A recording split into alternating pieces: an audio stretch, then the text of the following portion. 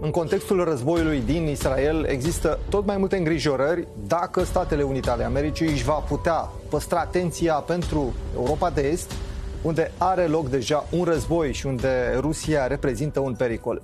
În această seară vom avea răspunsuri la aceste îngrijorări chiar de la Ambasadoarea SUA la București. România este un aliat cheie și un partener model al NATO, dă asigurări Ambasadoarea Statelor Unite la București, Kathleen Kavalec, într-un interviu acordat Euronews România. Să o ascultăm. What status does have Romania in NATO's defense strategy? What do you think about USA defense strategy here in the Eastern Europe? Well, I think we recently, in the United States, Congress adopted legislation about developing a Black Sea strategy, looking at what the risks and needs are of the region. Romania is a key ally within NATO. In fact, it's a model ally because Romania has improved its defense capabilities, its defense spending. So we see Romania as a critical and close ally within the context of the NATO partnership. Is Russia a threat for Romania, for NATO, and for USA? Well, NATO exists to protect all the countries within the alliance from any threat, including a threat that may be posed by a country like Russia. So this is the whole purpose is deterrence and defense, and we are much stronger if we stand together. We had already 1 year of war here. Yes. How do you see, most of 1 year, how do you see this war going on? Yeah, well, if you think back to the beginning of the war, there were many analysts who felt that Ukraine would not be able to withstand such an attack. But we've seen that the Ukrainians are both resilient, they are committed to defending their country, and we've seen that the Russians don't have the capabilities that everyone thought they did. As we look towards the winter, I think it's more important than ever to stand united with Ukraine. And we are very much appreciative of the fact that Romania has been one of many countries that has provided support to Ukraine in a number of ways and continues to stand shoulder to shoulder with us and other allies. I would like to move to another issue, another topic that is very interesting for a relationship between USA and Romania. According to Nuclear Electrica, Romania is the first country outside the USA that have this new-scale energy exploration center. So Romania is among the pioneers in the development of small modular reactors, SMRs. Right. Why Romania? Well, because I think Romania was already a leader in energy in Europe. Romania has already diversified its energy sources, and you already are experts in nuclear energy, unlike some other countries in Europe who don't have nuclear capabilities. So you already have the expertise, the understanding. Romania has run the nuclear power plants at Chernovoda many years very successfully without ever any accidents. So the expertise exists here. The interest in expanding your energy supply from renewable sources, also from green energy. So I think Romania was a natural when it came to embracing a new technology in this area, which is of growing interest around the world because of the need to decarbonize and the recognition of the impact on the climate. As part of a green energy portfolio, as part of a renewable energy portfolio, nuclear makes a lot of sense.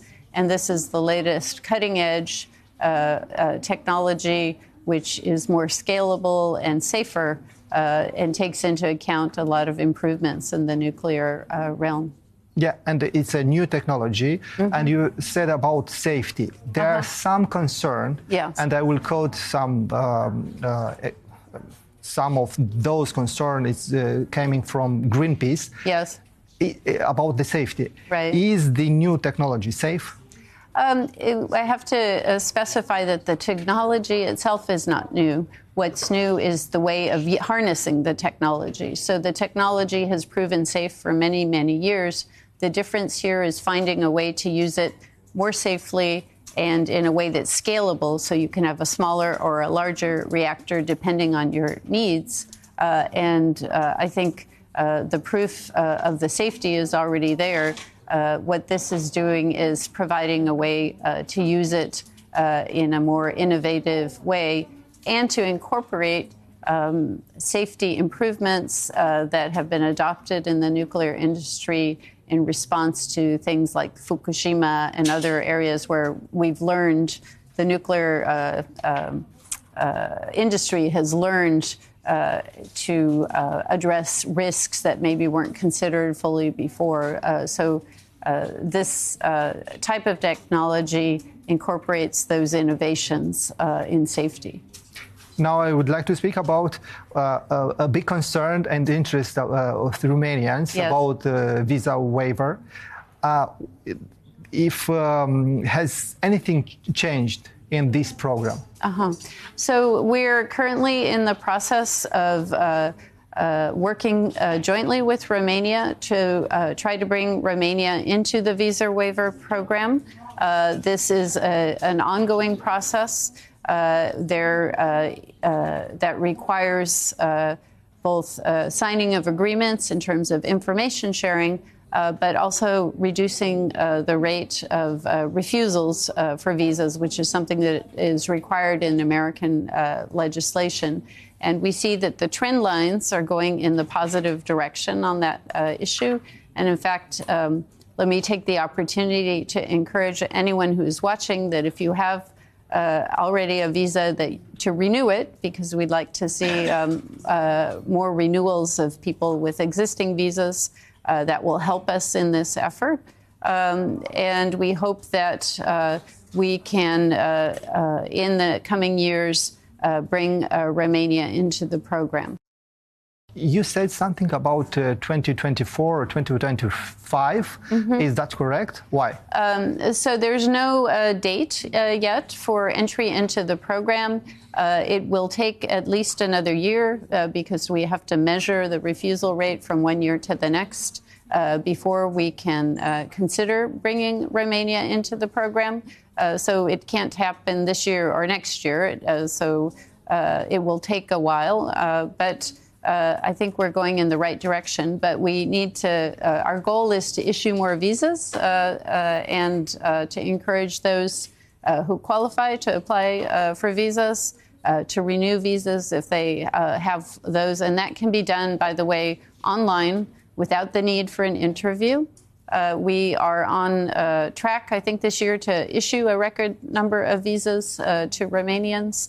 This is part of the effort, but the other part of the effort, as I mentioned, is working together with the Romanian government to adopt agreements, negotiate agreements on information sharing that make it possible to have this program. So that will all take some time, but I'm hopeful we're going in the right direction right now. Could be optimistic in that particular topics to see that the date could be 2025? It's possible, but it's not. Nothing's guaranteed until we carry out the work that's necessary. We've been very encouraged by the fact that the Romanian government is working with us very closely, and we see that there's a desire to make progress. So I think when you have both sides, working together in a positive direction, that's why I say we're on a good path. But of course, we have to reach those milestones before we can actually bring Romania into the program. Yes, and the current refuse rate, you spoke about that. What is? And my understanding is that Romania are doing something bad in some way to get the visa. What's happening? Why we have this rate? Well, actually, the refusal rate is not very high, but the requirement of the U.S. legislation is that it be even lower. So the vast majority of visas that people apply for are approved. There are some cases of people who apply, say they would like to go to work there and they're not authorized to. That would be someone who might be refused a visa. But I think we're seeing that, this rate is going down over time, which makes sense because I think things are improving in Romania. We look forward to, seeing it continue to decrease. I think that's the trend line. Just as it has in many other countries that have joined the EU, it's a natural thing to happen over time. Are there still concerns from USA about or regarding the rule of law and corruption in Romania? Well, we continue to pay attention to those issues, of course, because as we look at Romania and we try to encourage more American investment in Romania, it's important to have rule of law, to have transparency, to have a good court system. So we continue to offer assistance in those areas. We have excellent cooperation when it comes to law enforcement, to working together to help Romania, when we receive requests to improve rule of law, things such as, for example, helping. We recently supported a trip to the United States of experts to look at how to reduce procurement fraud, for instance, so where we can provide expertise to help improve the quality of the system, we do so. So it's something we do continue to follow, and we're encouraged by improvements that we've seen over the years in Romania.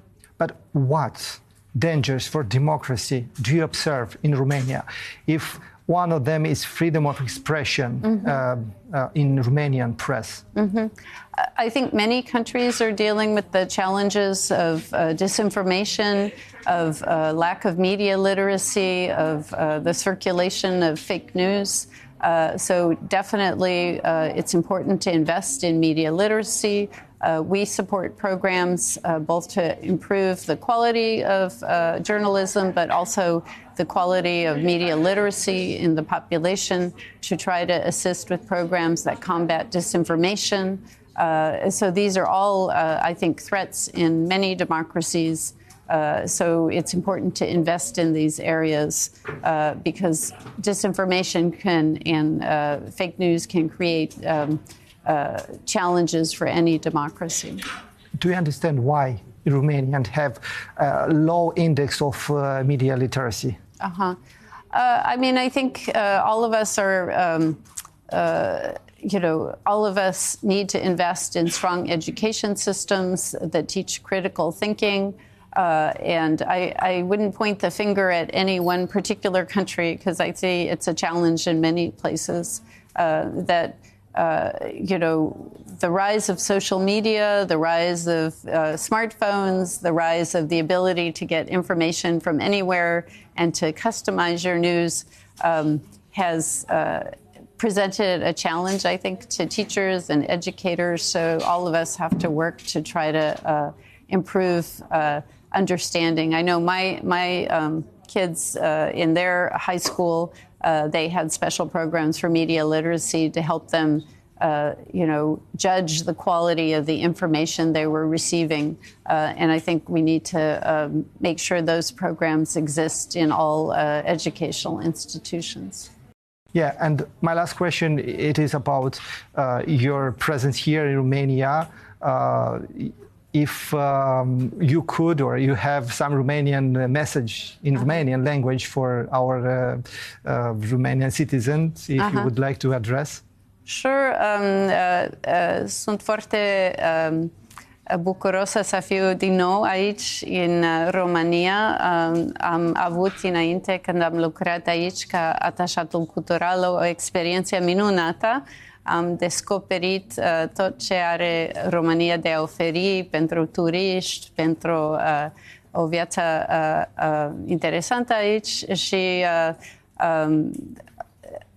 Este o mare onoare să fiu numită ca ambasadorul și sper să am oportunitate să călătoresc mai mult și să cunosc mai bine țara asta. So our next interview will be in Romania. Sure. Okay. De acord. Mulțumesc foarte mult. Okay. Thank you very much, Your Excellency. Thank you. Thank you for having me.